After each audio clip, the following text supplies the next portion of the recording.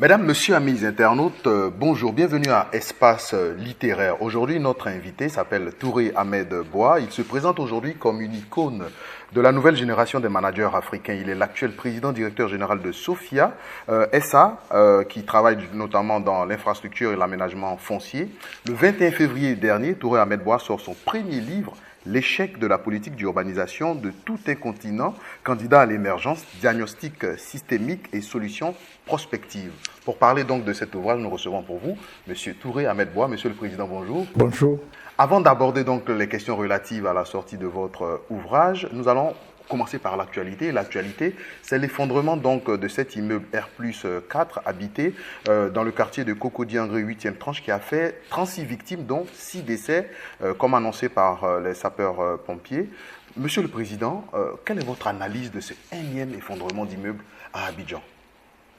Bon, c'est regrettable ce qui arrive ces derniers temps. La récurrence du drame fait qu'on ne peut que s'attarder sur ces questions d'effondrement d'immeubles. Mais ce que je m'en vais vous dire tout de suite, c'est que ces effondrements que nous constatons ici et là sont dus la plupart du temps à de l'incivisme des investisseurs, d'un certain nombre d'investisseurs, notamment nationaux ou des investisseurs de la sous-région. Je ne vais pas citer des pays, mais vous me comprenez. Ces effondrements sont dus à une situation où les gens ne respectent pas les règles élémentaires de la construction. Ce n'est pas totalement lié à la question de l'urbanisation, de la mauvaise urbanisation, mais c'est des questions techniques. Est-ce que oui ou non, le dosage du ciment est conforme à ce qui doit être fait? Est-ce que le fer, la numérotation du fer correspond au nombre d'étages qui est à construire? Est-ce que le sable, la qualité du sable correspond? Est-ce que le gravier, vous savez, il y a le faux dans tout. Même dans le gravier, il y a le faux. Le ciment aussi, il y en a le faux ciment. Tout ça, je pense qu'il revient à l'administration publique de veiller à ce que tous les intrants par rapport aux immeubles, tous ces intrants-là soient vérifiés d'abord. Il faut que l'administration se donne les moyens de vérifier que tous les intrants, par rapport aux constructions qui ont cours ici et là, ces intrants soient vérifiés et qu'on regarde que ces intrants sont conformes aux règles et à l'orthodoxie de l'environnement de la construction. Donc, si ces choses ne sont pas respectées, on assistera toujours à ces effondrements avec ces morts d'hommes qui, malheureusement, endeuillent toute une nation. Alors, Président, en 2005, selon une déclaration signée de la Direction générale de Sophia SA, il ressort que tous les ex-FDS concernés donc par le projet de terrain nu ont été totalement remboursés. Qu'est-ce qui s'est passé et où en est-on avec cette affaire? Bon, il faut dire que je n'ai pas souvent l'habitude de revenir sur ces choses. Il y a eu des incompréhensions entre l'État de Côte d'Ivoire et nous-mêmes. Mais, je le dis, les incompréhensions-là sont derrière nous maintenant. Nous regardons devant. Mais, pour la postérité, je voudrais apporter quelques éclaircies. Le projet Akoba City est né dans les années 98-99. À l'intérieur de ce projet, il y avait un sous-projet qu'on appelait le projet de fourniture des terrains nus aux ex-FDS. Le projet portait sur 1260 hectares. Les différents types de propriétés existaient. Le terrain existait, les différents types de propriétés existaient. Mais malheureusement, je considère ça comme un effet collatéral. En 2010-2011, à l'avènement du pouvoir actuel, nous n'avons pas pu avoir une convergence de vues dans la conduite de ce projet. Cela a entraîné une période d'incompréhension qui m'a valu même plusieurs mois de détention à la MACA. Mais après, le tribunal d'Abidjan, après avoir instruit le dossier, a constaté qu'il n'y a eu ni escroquerie, ni abus de confiance. Contrairement à ce que certaines personnes avaient pensé, de bonne foi, je pense, ils avaient pensé qu'on avait escroqué les 17 032 corps habillés qui partaient de sous-officiers au grade de général. Il y avait des généraux, il y avait des colonels-majors, des colonels, des lieutenants-colonels, des officiers, des sous-officiers. Donc, ils étaient 17 032. On a pensé que j'avais eu la capacité d'escroquer ces 17 032 personnes qui avaient souscrit au projet de fourniture de terrain nu. Donc, le tribunal a tranché et a dit qu'il n'y avait ni escroquerie, ni abus de confiance. Donc, cela a abouti à ce qu'on appelle un non-lieu.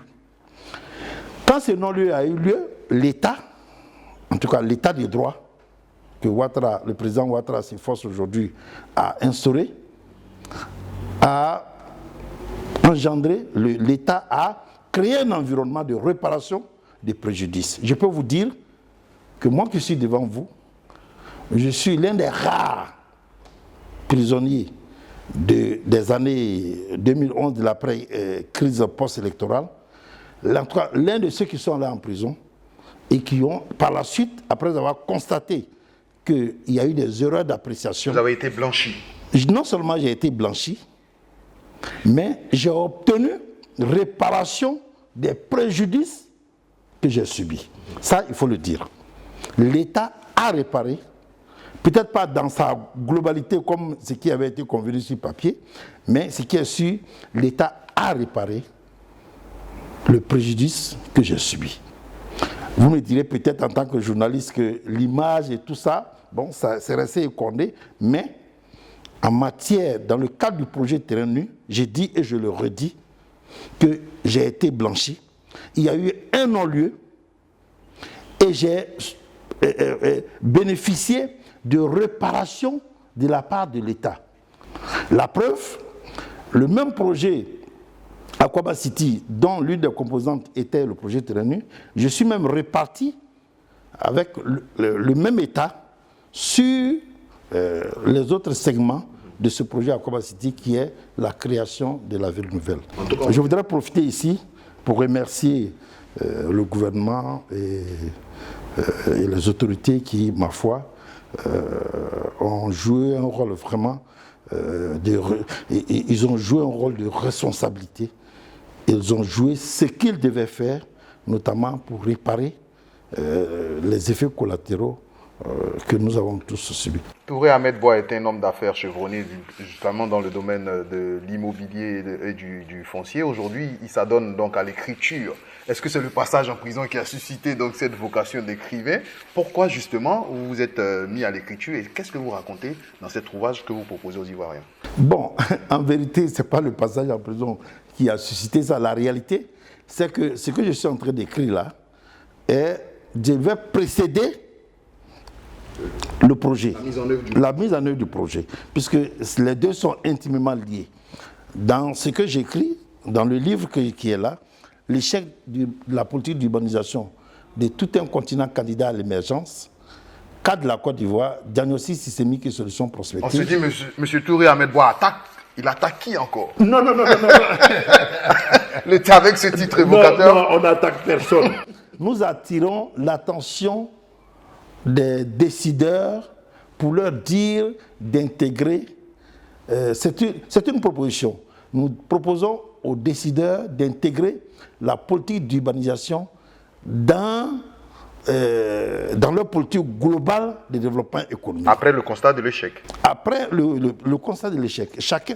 Quand vous regardez la plupart des 52 ou 53 États, sur les 47 que j'ai visités et où mes études ont porté, mes recherches ont porté, vous verrez que la question de l'urbanisation a été le parent pauvre du développement. Ça a été ignoré.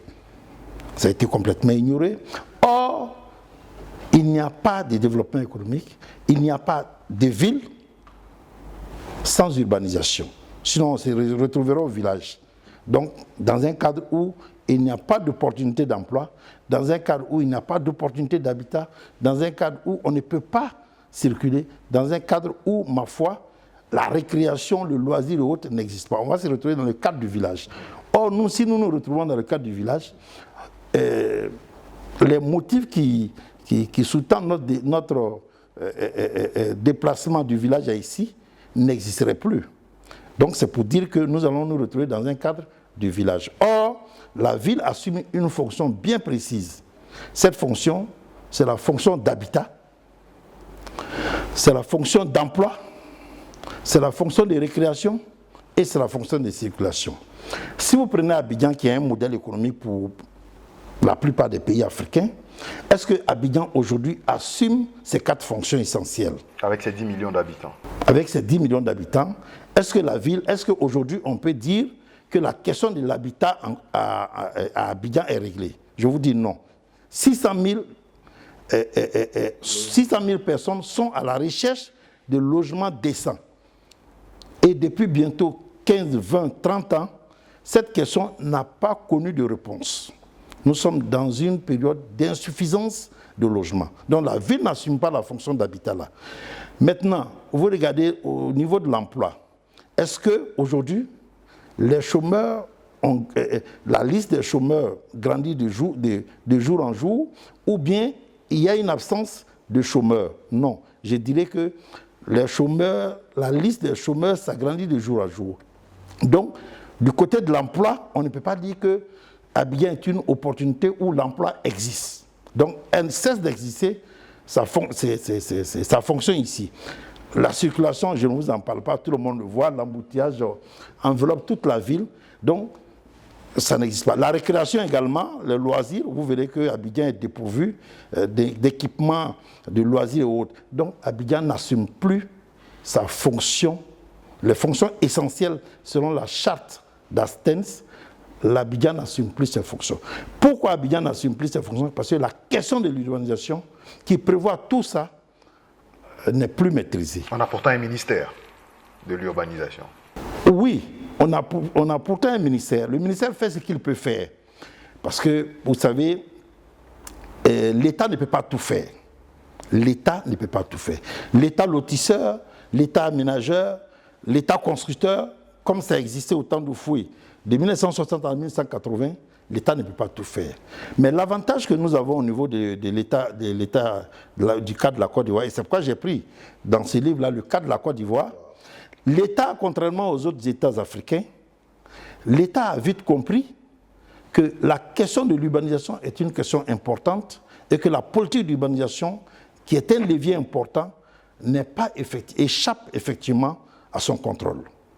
Bien sûr, on sait que ce sont les bailleurs de fonds, les institutions de Bretton Woods qui ont exigé le retrait de l'État dans ces secteurs. Mais l'État a pris la disposition, une disposition pratique, la loi 97-524 du 4 septembre 1997 et ses décrets subséquents, pour dire que moi, État, ne pouvant plus continuer l'action de l'aménagement, l'action de la politique d'urbanisation, j'autorise qu'un privé s'approprie ces pans entiers et le réalise.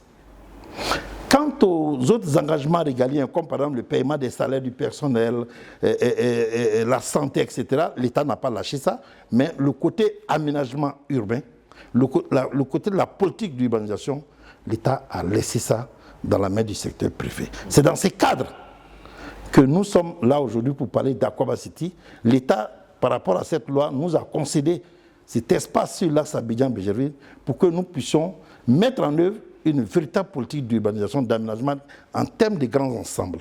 Et non comme le cas qui se déroule sur le cas de Bégerville, vous avez vu non pas l'aménagement dans un grand ensemble, mais des juxtapositions des petites promotions immobilières classiques et de lotissement, mais qui ne donnent pas, si vous voulez, une cohérence urbaine où la question de l'assainissement, la question du tracé d'ouverture de voies est vraiment maîtrisée. On est dans l'anarchie urbanistique. L'échec de la politique d'urbanisation de tout un continent, candidat à l'émergence, diagnostic systémique et solutions prospectives. Le livre se divise en 7 grands chapitres. Monsieur le Président, est-ce que vous pouvez revenir pour nous sur l'essentiel du message dans ces différents chapitres? L'essentiel du message ici est de montrer aux décideurs qu'il faut revenir à la question de la maîtrise du tissu urbain et que tout ce que nous serons amenés à faire prendra appui sur d'abord la question de la maîtrise du tissu urbain. Je vous donne un exemple terre à terre.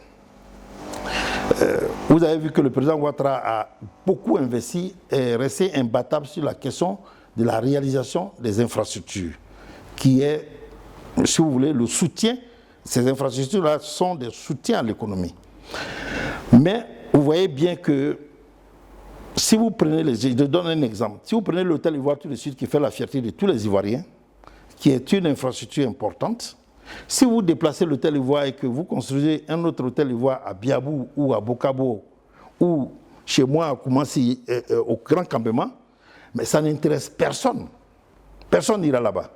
L'infrastructure va demeurer la même, les mêmes conditions, le même prestige, mais comme c'est dans un quartier non assaini, non aménagé, ça n'intéresse personne.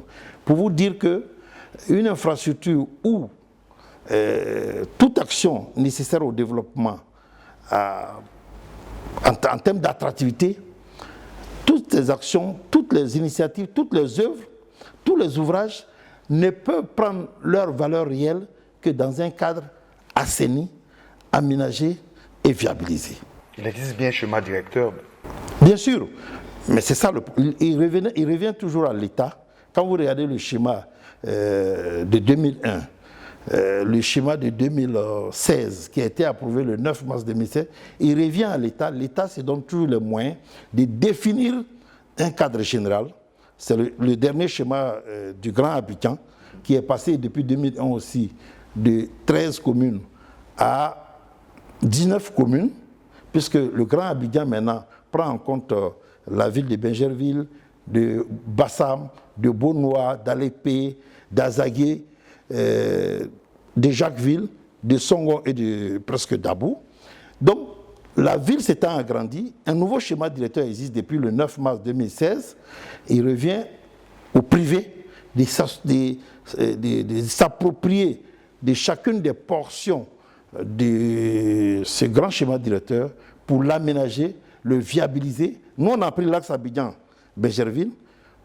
Il revient au secteur privé de s'approprier de l'axe Abidjan-Songon ou de l'axe Abidjan-Dabou et d'initier des grands ensembles comme le nôtre pour que le tissu urbain au niveau du Grand Abidjan soit maîtrisé. C'est le salut. Sans ça, la ville va se bidonvilliser et la bidonvillisation de la ville entraîne la pauvreté. Si nous sommes tous pauvres dans cette ville, on va tous préférer aller au village. Si on retourne tous au village, bon, vous voyez la conséquence. Monsieur le Président, le livre a été tiré à 100 000 exemplaires. À qui s'adresse-t-il? Le livre s'adresse d'abord aux décideurs. C'est pourquoi je me suis autorisé à adresser une copie de cette lettre à toutes les autorités. Le livre apparaît donc dans 47 pays. Il est traduit en 4 langues, anglais, français, espagnol et portugais. Il s'adresse à partout où la question de l'aménagement est utile. Je vais parler des pays africains, puisque quand vous regardez les pays d'Europe, ces pays-là sont riches parce que ces pays sont urbanisés. Vous avez déjà vu un pays qui est riche et dont on parle de bidonvillisation, d'anarchie urbanistique? Non.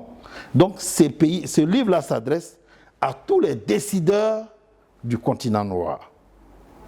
À part 2 ou 3 pays qui ont effectivement une politique d'urbanisation maîtrisée, où la question de l'anarchie urbanistique n'existe pas, à part ces 2 ou 3 pays, le livre-là s'adresse à tout cela pour que chacun puisse savoir qu'il y a un lien étroit entre l'économie et l'urbanisation. Pour moi-même, l'urbanisation et l'économie sont les 2 faces d'une même pièce. Donc vous ne pouvez pas dire que vous voulez un développement économique fort, voyant, avec des croissances, et puis vous piétinez la question de l'urbanisation. Ce serait un paradoxe renversant. L'économie et l'urbanisation, vous en parlez, mais vous rajoutez également le volet social, puisque les revenus de la vente de ce livre seront destinés à annoncer votre porte-parole lors de la conférence. Donc les revenus seront destinés aux victimes des inondations à Abidjan. Bon, en tout cas, le livre a été tiré à 100 000 exemplaires. La totalité de la recette est affectée aux victimes, pas de l'inondation, aux victimes de la mauvaise politique d'urbanisation. Il n'y a pas que les inondés. Même si c'est l'une des conséquences. Oui, l'inondation est la fille aînée de la mauvaise urbanisation. avec tous les drames saisonniers que nous constatons maintenant. Donc, il y a les victimes de l'inondation, les victimes des déguerpissements que nous constatons ici et là. Donc, tous ceux qui, d'une manière ou d'une autre, sont victimes de la question d'urbanisation, la recette leur est totalement affectée. Le livre nous a coûté environ près de 400 millions de francs CFA. En termes de production, en termes de conception-production, nous affectons la totalité des recettes, si vous voulez, à la question à la cause de la politique d'urbanisation aux victimes. Monsieur Touré Ahmed Boua n'est pas seulement un théoricien, même s'il écrit un livre, il est également dans la pratique. Il lance justement un nouveau projet. Et lors de votre rencontre avec les journalistes dernièrement, vous avez dit que ce projet vient résoudre à hauteur de 50% la problématique du déficit de logement en Côte d'Ivoire. Est-ce qu'on peut croire donc à ce vœu-là quand on sait que l'État même a des difficultés donc pour mettre en œuvre le projet de logements sociaux? Bon, bien entendu, donc vous me rejoignez quand je vous ai dit que je n'écris pas pour écrire. J'ai écrit, j'ai attiré l'attention des autorités, mais j'ai aussi initié une action pour qu'il y ait une relation, une bonne compréhension une bonne relation entre ce que je dis et ce que je fais. Je dis et je fais ce que je dis. Présentez-nous donc en quelques mots ce projet. Le projet Akwaba City est en réalité un vaste projet d'aménagement qui va attirer les investisseurs. C'est un projet d'investissement. Il faut que ce soit compris. Le projet Akwaba City n'est pas un projet immobilier. Le projet Akwaba City n'est pas un projet de vente de terrain. C'est un projet d'investissement. Je m'en vais vous expliquer. Ici, vous voyez que, je vous donne un exemple terre à terre. Si vous regardez la journée d'aujourd'hui, vous verrez qu'il y a 3 voyages d'Air France qui atterrissent ici tous les jours. Air France, c'est plein, c'est craqué. Les avions d'Air France, c'est pour dire que ce ne sont pas des gens qui viennent pour regarder la mer, hein. Ils viennent pour investir.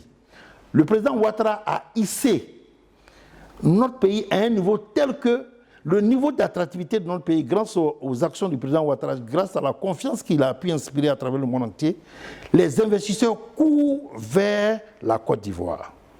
Mais ces investisseurs qui arrivent, ils n'ont pas besoin de venir investir dans un environnement malsain, dans un environnement non assaini, dans un environnement précaire. Ils ne viennent pas pour investir dans des bidonvilles.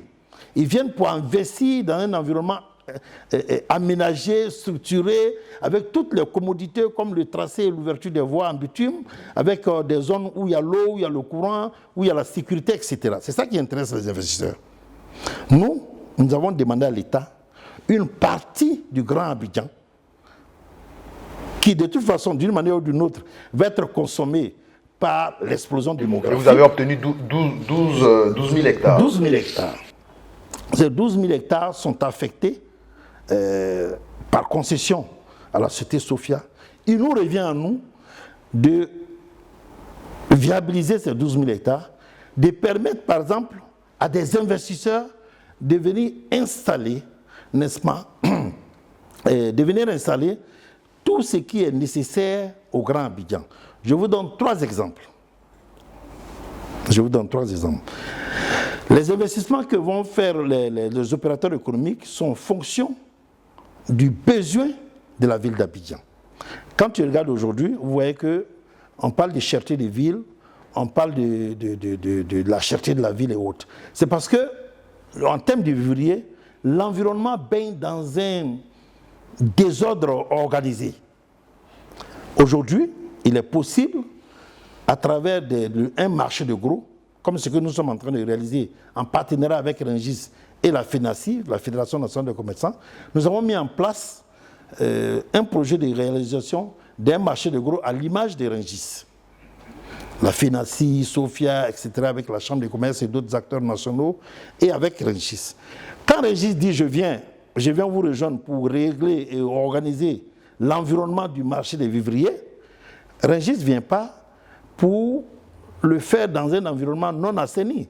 C'est sur le site de 12 000 hectares, nous avons dégagé 400 hectares et c'est là-bas que Rungis et nous nous viendrons avec, nous, Sofia, promoteurs de la ville nouvelle, nous viendrons avec le patrimoine foncier. Rungis viendra avec les ressources qu'il faut et avec l'expertise pour réaliser ce marché de gros. Quand ce marché de gros sera réalisé, cela a un impact sur l'économie nationale, sur le secteur du vivrier, sur tout ce qui est, et peut même être ressenti au niveau de la cherté de la vie. Ça, c'est un. De deux, quand vous regardez la Côte d'Ivoire, il n'y a pas d'abattoir à Abidjan. Il n'y a même pas d'abattoir en Côte d'Ivoire. Il y a un petit abattoir qui est à Ferké, la viande de Ferké, qui dessert pour 8% toute la population de la Côte d'Ivoire. C'est 8% de la population qui reçoivent la viande venue de Ferké. Le reste, je vous épargne les conditions dans lesquelles la viande est produite. Il est donc important d'installer ici un abattoir. Des investisseurs sont intéressés pour installer cet abattoir. Nous les avons accueillis ici. Nous leur avons offert un espace approprié. Et nous, on réalise ça. Nous, on vient avec le patrimoine foncier aménagé que l'État nous a concédé. Et ils viennent, ils investissent et on apporte une solution à la question de l'abattoir. Vous avez vu les producteurs industriels. Récemment, le ministre de la Construction était en Égypte. Il était édifié devant les constructions qui sont en cours sur la nouvelle capitale d'Égypte. Des producteurs industriels, des entreprises comme Arab Contractor et autres là, qui sont des grandes entreprises qui veulent venir en Côte d'Ivoire aussi pour investir. Nous leur disons, Aquaba, venez, il y a l'espace. Nous ne leur vendons pas l'espace, nous portons ces espaces à leur disposition pour qu'ils réalisent de l'habitat. Et puis après, par un projet, par un partenariat innovant, complexe certes, mais nous mettons le terrain à leur disposition et ils bâtissent de façon industrielle les logements.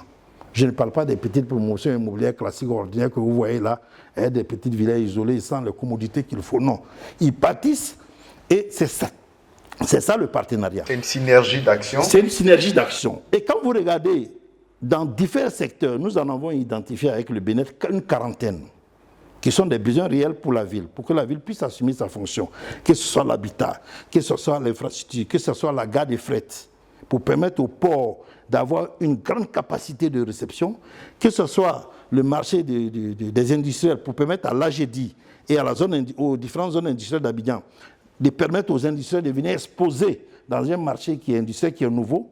Donc, quand vous mettez bout en bout tous ces investissements colossaux, vous vous retrouvez à la somme pharaonique de 30 000 milliards de francs CFA.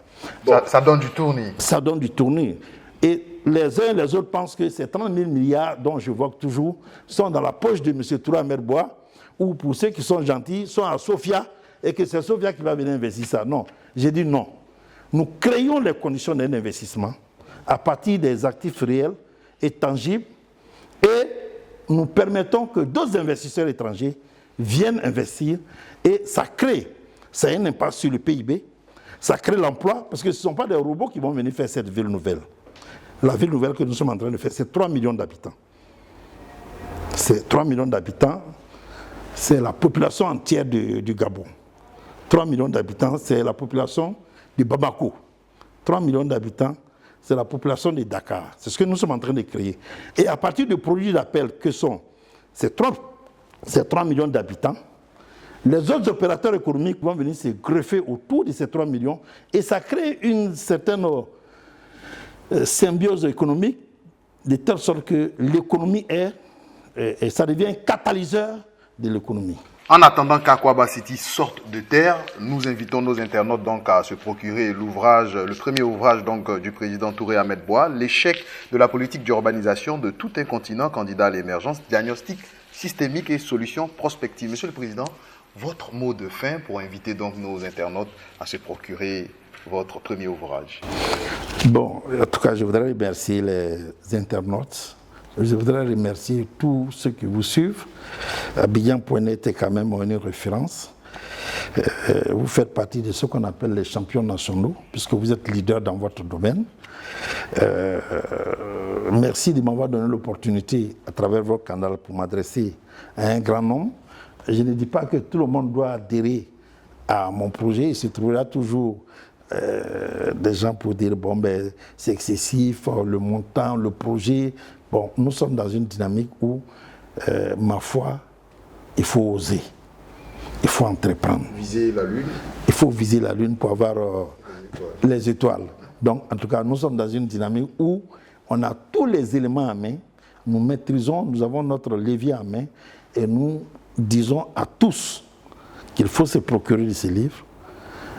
Et pour les décideurs, c'est fait pour les décideurs, c'est vrai, mais c'est fait aussi pour ceux qui parlent aux décideurs, pour qu'ils comprennent un peu l'importance et l'intérêt et surtout l'incidence d'une urbanisation maîtrisée dans notre continent qui est à la recherche d'une situation meilleure. On parle d'émergence.